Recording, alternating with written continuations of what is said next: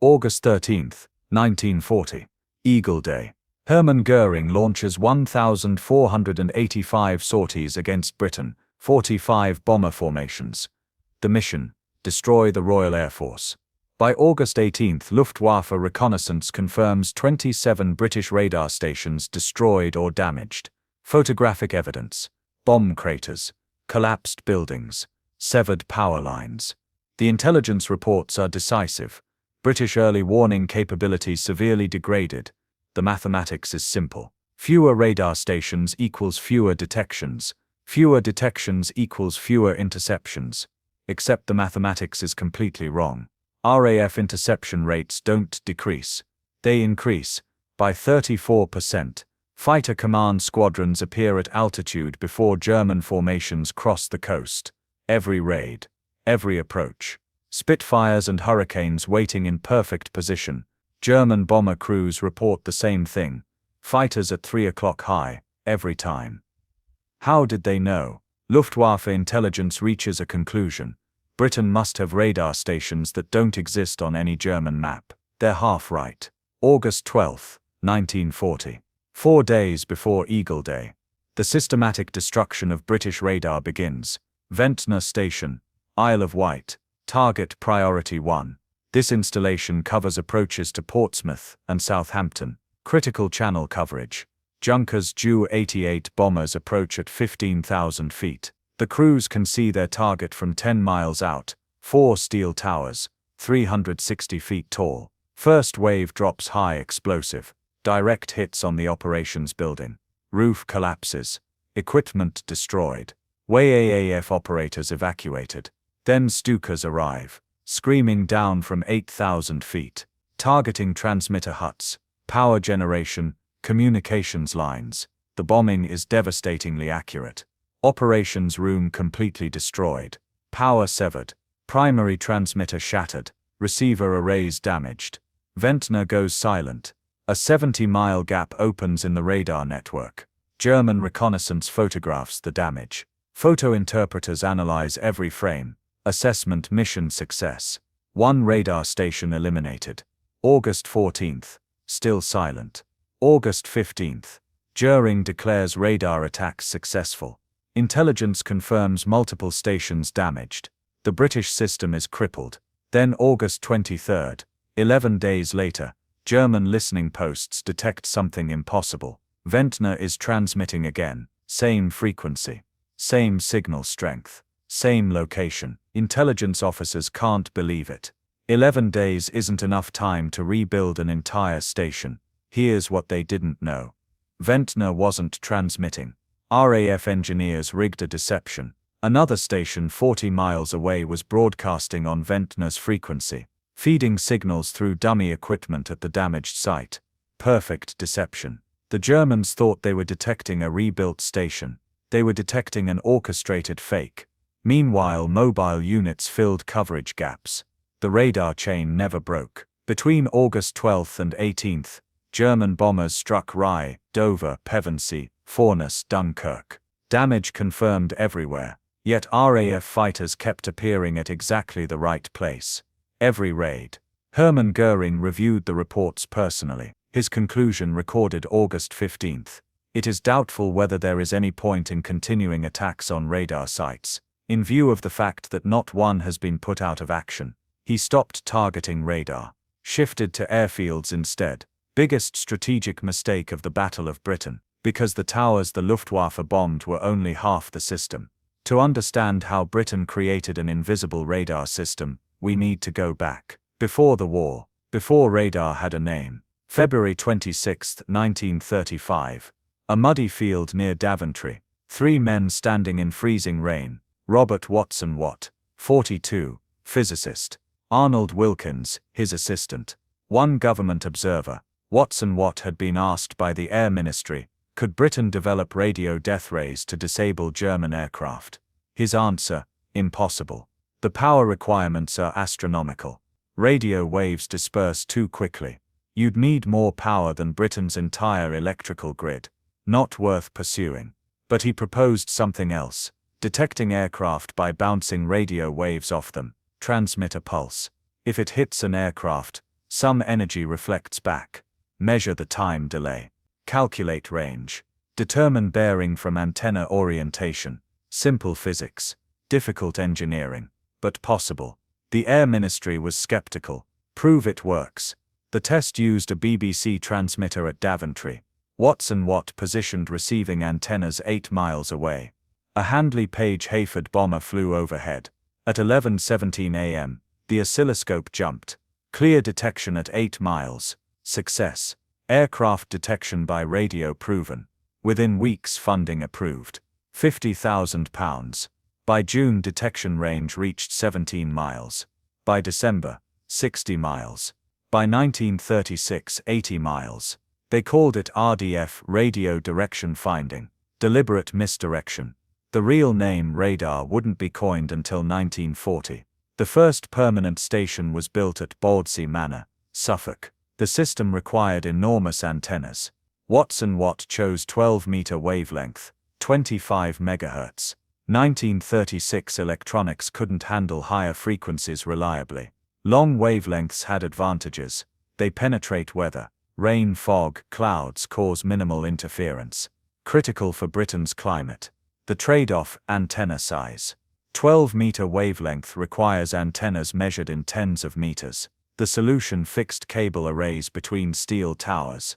Transmitter towers 360 feet tall. 4 per station. Open steel framework. Receiver towers 240 feet.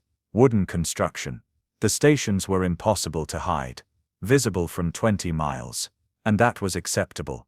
In 1937, nobody outside classified programs understood what they were for. The first 5 stations covered London approaches. Operational by late 1937. By September 1939, 21 chain home stations covered the coasts. Orkney to Weymouth. Range 120 miles over water. Detection altitude, 15,000 feet and above. Height finding capability. Bearing accuracy within degrees. Revolutionary. Nothing like it existed in 1939. The Luftwaffe knew about them. May through August 1939, German Zeppelin LZ-130 flew reconnaissance along Britain's coast. Official purpose, meteorology. Actual purpose, signals intelligence. The Zeppelin carried electronic monitoring equipment, direction finding receivers, spectrum analyzers, cameras. Mission, investigate the mysterious towers. The German team detected transmissions. 12-meter wavelength. Unusual pulse characteristics. The commander suspected radar but couldn't prove it. His report, possible aircraft detection system, requires further investigation. When war began, Luftwaffe signals intelligence monitored chain home continuously. By June 1940, Professor von Handel's team had characterized it completely. Frequencies mapped, coverage estimated, stations plotted. The Luftwaffe knew what they faced, so they bombed the stations beginning August 12. The attacks caused real damage. Some stations went offline. Equipment was vulnerable, yet interception rates didn't drop. Göring concluded attacks were ineffective. What he didn't know: chain home had a critical weakness. It couldn't detect aircraft below 5,000 feet. The beam projected at shallow angles. Below 5,000 feet, the beam shot over aircraft. Earth's curvature blocked line of sight. Critical vulnerability. If exploited, the Luftwaffe could fly every mission at low altitude. Invisible to chain home, but they never exploited it. Because Britain had built a different system to cover low altitudes. Different technology. Different frequencies. A system the Germans never detected. Summer 1939. Watson Watt receives intelligence reports. German bombers practicing low-altitude missions over the North Sea. 100 feet above water. Dropping practice mines. Watson Watt understands immediately. Chain home is blind to them. Catastrophic vulnerability. If Germany attacks at low altitude, the entire chain home network becomes nearly useless. Watson Watt needs a solution. Urgently. He finds one unexpectedly. The British Army's Coastal Defence Command had been developing radar to detect German ships crossing the Channel. Different technology. Coastal defense radar uses rotating antennas. Higher frequency 1.5 meters instead of 12. 200 MHz instead of 25. Higher frequency means smaller antennas that can rotate. And critically better low-altitude coverage. July 1939. Watson Watt makes an extraordinary decision. He seizes 24 coastal defense radar sets still in production. Emergency requisition. Diverts them from Army to RAF. The Army protests. Watson Watt overrules them. RAF needs low-altitude coverage immediately. The sets are installed at chain home stations with incredible speed. Rush deployment. No proper testing. Train operators on the job. They call it chain home low. CHL SIT. Official designation, AMEs Type 2. Need to know only. Even within RAF, most personnel don't know CHL exists as a separate system. Here's what made chain home low invisible. Chain home operated at 20 to 30 MHz. The frequency band German listening posts monitored constantly. Chain home low operated at 200 MHz. 8 times higher frequency. Completely different spectrum. German signals intelligence was thorough within their expected range. They mapped chain home precisely, monitored continuously, but they searched 20 to 30 MHz. That's where chain home transmitted. They never systematically searched 200 MHz. Outside their expectations. The fatal assumption Britain had one radar system. One frequency band. Wrong. CHL coverage 500 feet minimum altitude. 50 miles range. Height finding was limited, but knowing aircraft were at low altitude was sufficient. The antennas were visually different. Chain home used 4 tower arrays. 360 feet tall. CHL used rotating antennas on single towers. 200 feet tall, half the height. More compact. Some on cliff tops. Some required towers but much shorter. From reconnaissance aircraft, CHL looked different. Smaller structures. Single towers with rotating equipment. German photo interpreters saw them, but without context, they appeared insignificant. Auxiliary facilities. Maybe anti-aircraft equipment. Intelligence dismissed them as minor installations. Purpose unclear, probably auxiliary communications. Perfect camouflage through misdirection. Completely visible. Photographed dozens of times. Dismissed as unimportant. By July 1940, 30 chain home low stations operational, positioned between chain home stations. Overlapping coverage. Together, chain home and CHL provided continuous coverage from 50 feet to 40,000 feet, every altitude. No gaps. High formations chain home tracked from 120 miles. Low formations, CHL detected at 50 miles. 15 minutes warning. Enough to scramble fighters. No altitude was safe. The Luftwaffe thought they understood British radar. Intelligence assessment. Effective above 15,000 feet. Blind spot below 5,000. But low-altitude missions were also intercepted.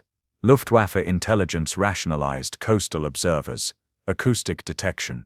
They never considered a separate radar system on frequencies they'd never monitored. Operational security was extraordinarily tight. CHL operators forbidden from discussing it. Technical manuals classified higher than chain home. Station identities compartmentalized. Even RAF pilots didn't know which system detected targets. They received instructions Vector 270, 15,000 feet, bayonets 40 miles. Fighter command controllers saw both radar pictures, integrated them, created single coherent picture. Only senior staff understood Britain operated 2 separate networks. The Germans never suspected. Not during the Battle of Britain, not during 5 years of war. Post-war interrogations produced shock. 200 MHz. We never searched that range. Why search for something that shouldn't exist? Perfect intelligence failure. German reconnaissance was thorough. Signals intelligence professional. Photo interpretation competent. But all operated within assumptions. British radar operates at 12 meters. Those assumptions were correct for chain home, but not for all British radar systems. The invisible system remained invisible for 5 years. The radar towers generated data, mountains of it. Every pulse that hit an aircraft produced an echo on oscilloscope screens, the operators interpreting those blips. Women's Auxiliary Air Force. At every radar station, WAAF operators sat at consoles, watching green traces on cathode ray tubes, making split-second judgments while German bombers approached, distance measured by pulse delay. Operators had rulers beside screens, measure the trace distance, calculate range, direction required comparing signal strength between different antennas, manual triangulation, mental geometry. Height was harder, 2 operators working together, comparing signals from different elevations. Trigonometry in your head under pressure. The operators were young, late teens, early 20s, many from civilian life, no technical background, trained on the job. One operator, Avis Parsons, stayed at her console when her station took a direct hit. August 16, 1940. Building collapsing around her. She kept transmitting until evacuation ordered. Her last transmission. Station going offline, transferring coverage to adjacent site. 6 women received medals during the entire war for actions under fire. Avis Parsons was one. But the system worked because of Air Chief Marshal Hugh Dowding's insight. Early 1937 tests were disasters. Radar worked perfectly, but fighters missed bombers. Too much information, multiple stations reporting, conflicting vectors, chaos. Pilots received 6 different instructions simultaneously, all slightly different. Which was correct? Nobody knew. Dowding's solution: filter rooms. Every radar station reported to central facilities instead of directly to fighters. Fighter Command filter room at Bentley Priory. WAAF plotters stood around giant map tables. Map of Britain and the Channel. Enemy formations represented by wooden blocks with arrows showing bearing and altitude. As radar reports came in by telephone, plotters moved blocks across the table, updated positions every minute, removed duplicates when multiple stations detected the same formation. Senior controllers watched from a gallery. They saw the entire air situation, every German formation, every RAF squadron, real-time picture. Controllers issued clear instructions to sector stations. Sector stations relayed to airfields. Airfields scrambled fighters. One information stream. Filtered, accurate, timely. The system was massively labor-intensive. Bentley Priory alone had over 500 WAAF personnel. Sector stations each had filter rooms. Thousands of people coordinating. July 1940. Fully operational. German formations detected over France while assembling. 15 to 20 minutes warning. Enough to position fighters perfectly. The result looked like magic to German pilots. Spitfires always at the right place. Right altitude. Right time. Luftwaffe intelligence. RAF must have 3 times as many fighters. Wrong. RAF had exactly as estimated. About 600. But radar-directed interception multiplied effectiveness. It was as if they had 1,800 fighters. The Luftwaffe fought an enemy with perfect intelligence. An enemy who saw every move before it happened. And the Germans kept assuming British radar worked like theirs. One frequency. Destroy towers. Blind the system. Every assumption wrong. August 15, 1940. 3 days after radar attacks began. Luftwaffe headquarters. Göring presiding. Intelligence officers present. Assessment. 27 radar stations attacked. Damage confirmed through reconnaissance. Expected result: British early warning degraded. RAF interception rates should decline. Actual result: RAF interception rates unchanged. In some sectors increased. Göring doesn't understand. He's looking at photographs showing destroyed buildings. Yet Fighter Command keeps scrambling with perfect timing. Intelligence tries to explain. Maybe British repair stations incredibly fast. Maybe mobile backup units. Maybe coastal observers compensating. None makes complete sense. Göring makes his decision. Recorded in official minutes August 15. It is doubtful whether there is any point in continuing attacks on radar sites, in view of the fact that not one has been put out of action. New orders stop bombing radar. Target airfields, runways, hangars, aircraft on ground. From Göring's perspective, logical. Radar stations too resilient. Better targets available. What he didn't know. First attacks were working. Chain home stations genuinely offline. Ventnor 11 days. Dover intermittent outages. Real gaps. But CHL compensated. Coverage at altitudes German formations used. 8 to 12,000 feet. CHL covered perfectly. The high towers in photographs. Less important than Göring thought for the altitudes Luftwaffe actually flew. Second, deception effective. Fake transmissions created illusion of resilience. Third, CHL invisible. Couldn't target what they didn't know existed. By switching from radar to airfields, Göring eliminated the one genuine threat to British air defense. Sustained attacks on both systems might have created coverage gaps. Temporary blindness. Windows for surprise. But that required identifying all radar. Luftwaffe never identified CHL. Göring's decision became the turning point. He'd guaranteed RAF would retain its advantage. The Luftwaffe fought with massive handicap. Opponent had perfect intelligence. Knew every raid coming. Imagine chess where your opponent sees your moves 3 turns ahead. You can make good moves, but you're always reacting. Never surprising them. Never catching them unprepared. That was the Luftwaffe's situation. September 1940. Luftwaffe losses unsustainable. Bomber crews exhausted. Fighter pilots burned out. Aircraft production couldn't replace losses. September 15th. Battle of Britain Day. 2 massive raids on London. Both heavily intercepted. German losses 56 aircraft. RAF losses 29 aircraft. 13 pilots killed. Most RAF pilots bailed out over friendly territory. Returned to duty within days. German crews killed or captured were permanently lost. Unsustainable ratio. September 17, 1940. Hitler postponed Operation Seealien indefinitely. Germany would not invade Britain. Strategic failure. Germany's first major defeat. And radar, both systems visible and invisible, was central to that victory. Not the only factor. Pilot courage mattered. Aircraft quality mattered. Industrial capacity mattered. But without radar providing early warning, nothing else would have been sufficient. Chain home gave fighter command eyes. Chain home low filled the gaps.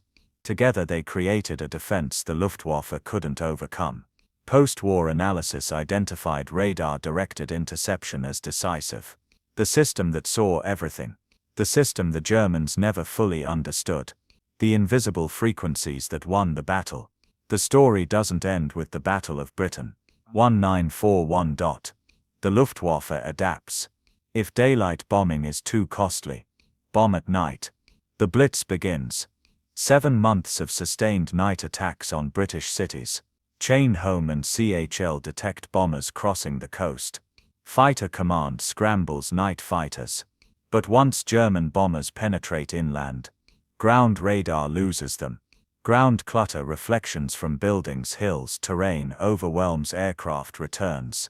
Night fighters fly patrol zones hoping to spot bombers visually. Success rate, abysmal. Visual detection range in darkness, 300 yards. German bombers flying in thousands of cubic miles of sky. Finding them is nearly impossible. October 1940. RAF night fighter squadrons shot down 8 German bombers total. Entire month. 8.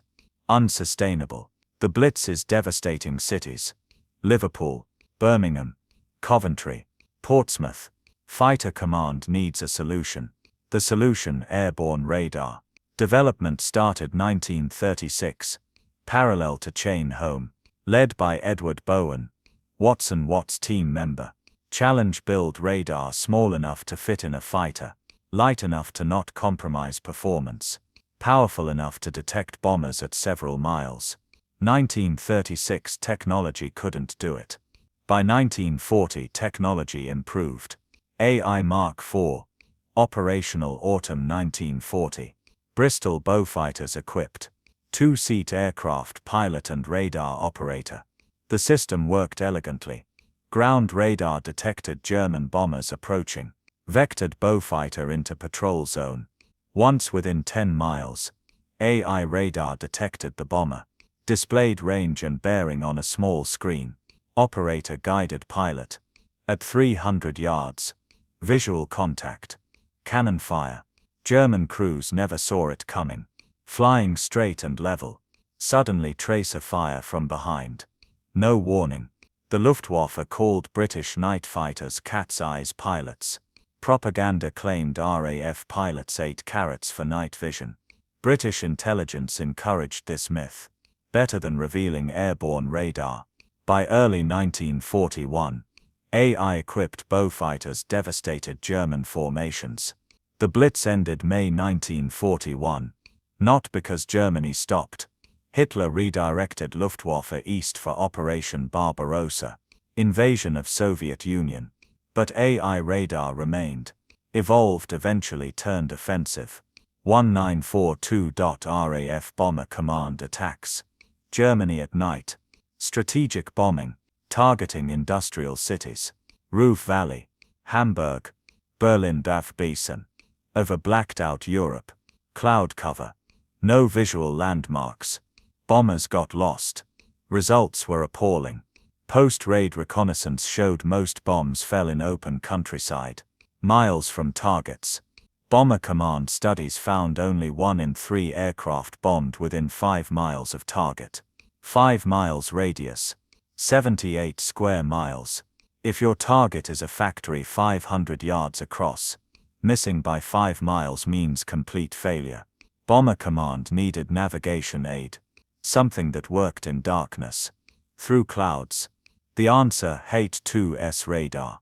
Ground mapping radar. Concept was elegant. Point radar downward. Scan terrain below. Different surfaces reflect differently. Cities show bright. Water appears dark. Countryside moderate reflection. Radar operator sees map-like image on circular display. Cities glow. Rivers form dark lines. Coastlines clearly defined. Navigate by radar image alone. But building H-2S required a breakthrough. February 1940. Birmingham University. John Randall and Harry Boot developed the cavity magnetron. Revolutionary device. Generated microwave power at 10 centimeters wavelength.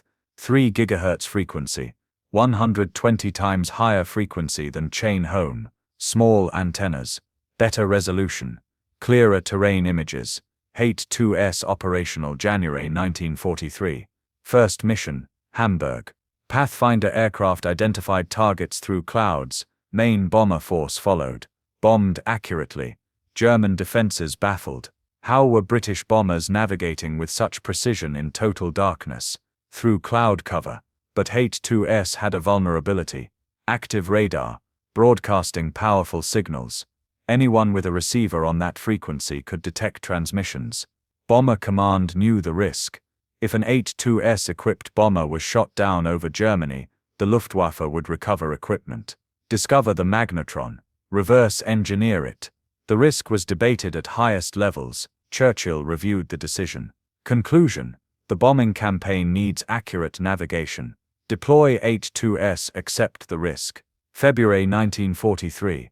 A British bomber carrying H-2S crashed near Rotterdam. German recovery teams reached the wreck. Found mostly intact equipment. Retrieved the magnetron. Within days, German scientists had it in laboratories. Within weeks, analyzed it. Within months, reverse engineered it. German centimetric radar development accelerated. Berlin system. Ground mapping for German night fighters. Naxos system. Passive receiver detecting H-2S transmissions and homing on them. The radar war intensified. Both sides developing countermeasures. Jamming. Counter-jamming. Frequency changes. But even with captured magnetron technology, German radar development remained reactive.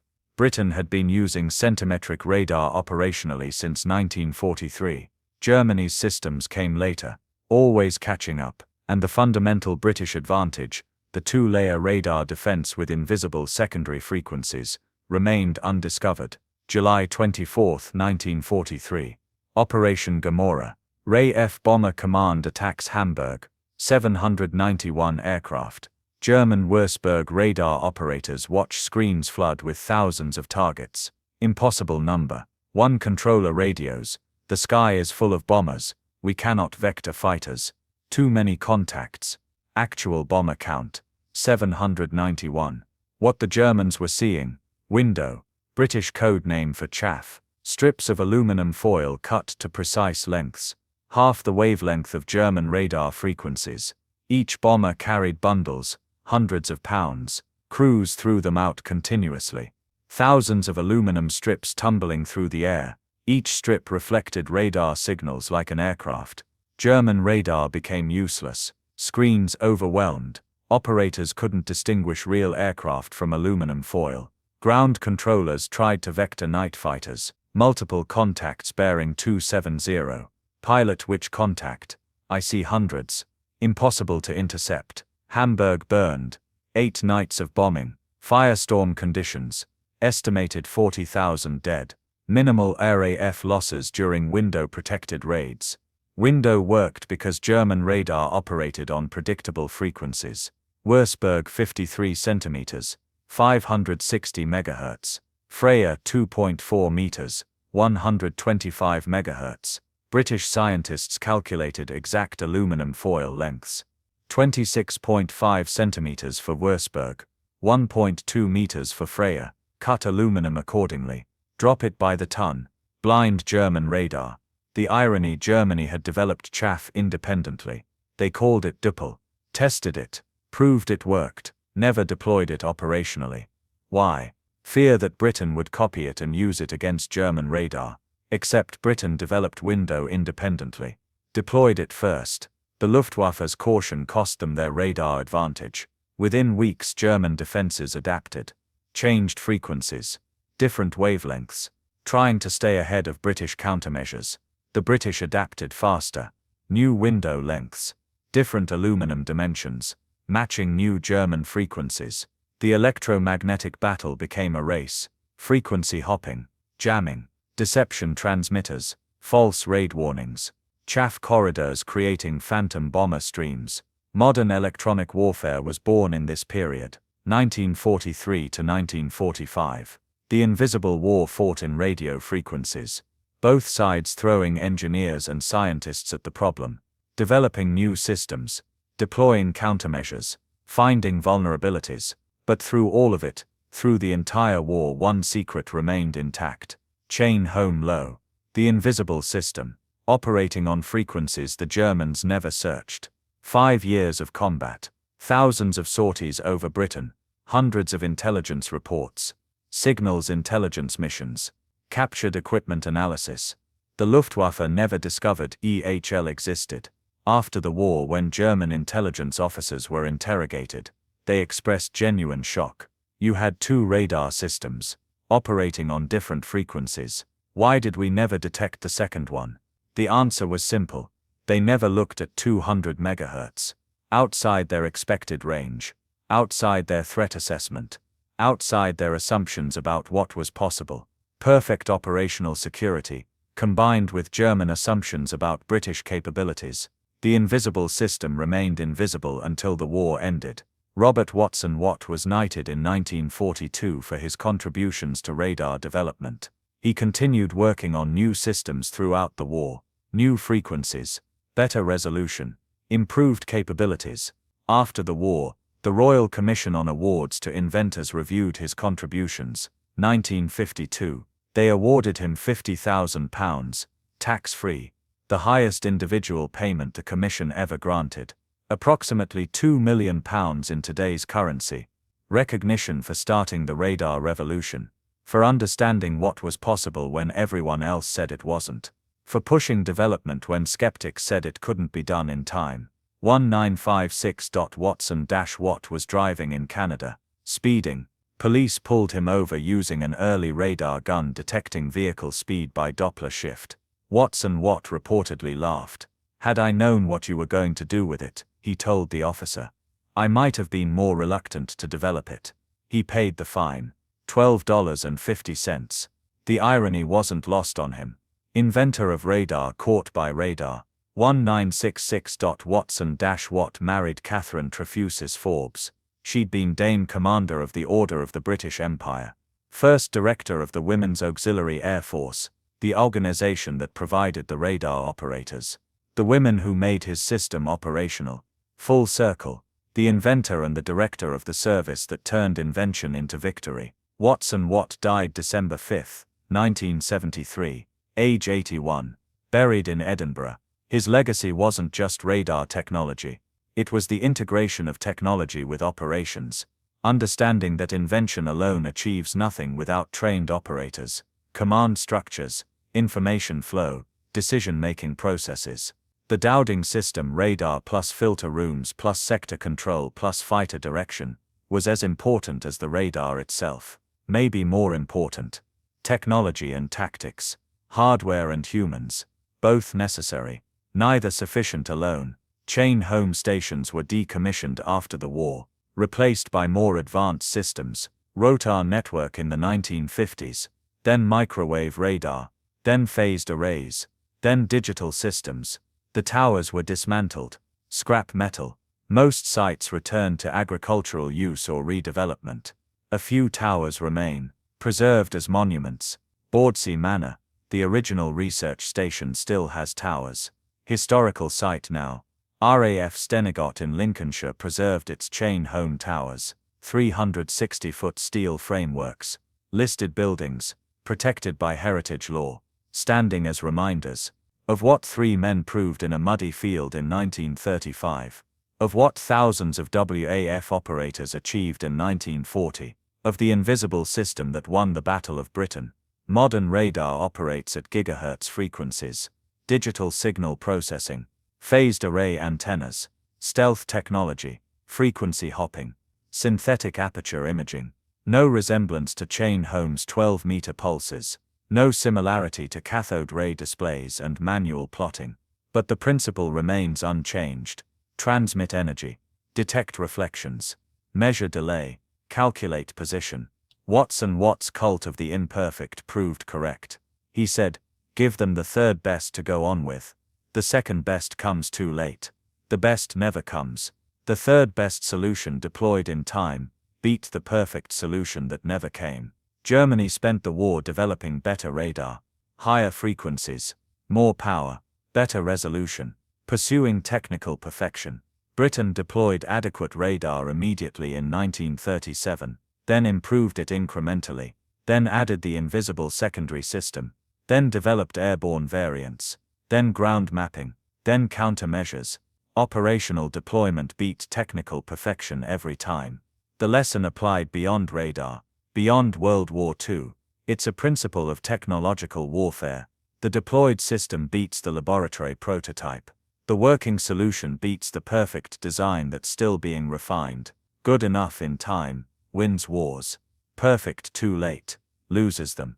August 13, 1940. 27 radar stations destroyed or damaged. August 20. RAF interception rates increased by 34%. Mathematics that seemed impossible. Unexplainable. Unless you knew about the system that didn't officially exist. Chain home low. 200 MHz. 30 stations interlaced between the visible towers. Operating continuously. Detecting low-altitude formations. Guiding interceptors to perfect positions. The Luftwaffe bombed the towers they could see. The 360-foot giants dominating the coastline. The expected threat. The obvious targets. They never detected the 200-foot rotating antennas operating at frequencies they never searched, never suspected existed, never targeted because they didn't know they were there. For 5 years, the entire European war, chain home low remained secret, undiscovered, undetected, invisible. German intelligence officers, interrogated after the war, couldn't believe it. Professional intelligence officers, experienced signals analysts, competent technical experts. They'd missed an entire radar network. How did we miss it? They asked their captors. How did we never find the frequencies? The answer: assumptions. They expected one radar system, one frequency band, one technology. They found what they expected. Chain home. They stopped looking for what they didn't expect. Perfect operational security on the British side. Perfect intelligence failure on the German side. Hermann Göring ordered radar attacks stopped on August 15, 1940, 3 days after they began. He thought they were ineffective. He didn't know he was actually succeeding against half the system. He didn't know the other half existed. And that ignorance, that single intelligence gap, that one false assumption cost Germany air superiority over Britain, cost them the Battle of Britain, cost them Operation Sealion, cost them the quick victory that might have knocked Britain out of the war before America entered. All because they never searched 200 MHz. All because they assumed they understood British radar completely. All because they never imagined Britain had built two systems instead of one. The Luftwaffe thought British radar was broken after their August attacks. They saw destroyed towers. They detected transmission gaps. They concluded the system had failed. They were half right. Chain home was damaged. But chain home low was untouched. Operating perfectly. Providing coverage exactly where it mattered most. And the invisible frequencies won the battle. Watts and Watts' 12-meter system got the publicity after the war. The tall towers. The visible defense. The system everyone could see. The technology that made headlines. But the 1.5-meter system, the one nobody talked about, the one that remained classified until 1945, the one operating on frequencies Germany never monitored, that system might have been more important to victory. Sometimes the best secret weapon isn't the one that impresses enemies with its visible power. Sometimes the best secret weapon is the one the enemy never knows exists. Britain built a radar network in plain sight. Tall towers visible from 20 miles. Everyone knew about it. Germany analyzed it thoroughly, photographed it extensively, attacked it systematically, and Britain built a second network hidden in plain sight. Different frequencies, different antennas, different everything. Nobody outside RAF knew about it. Nobody outside Britain suspected it. Germany never found it. Never even knew to look for it. Perfect deception isn't making something invisible through camouflage or concealment. Perfect deception is making the enemy think they see everything, think they understand your complete defensive system, when they're actually blind to half the picture.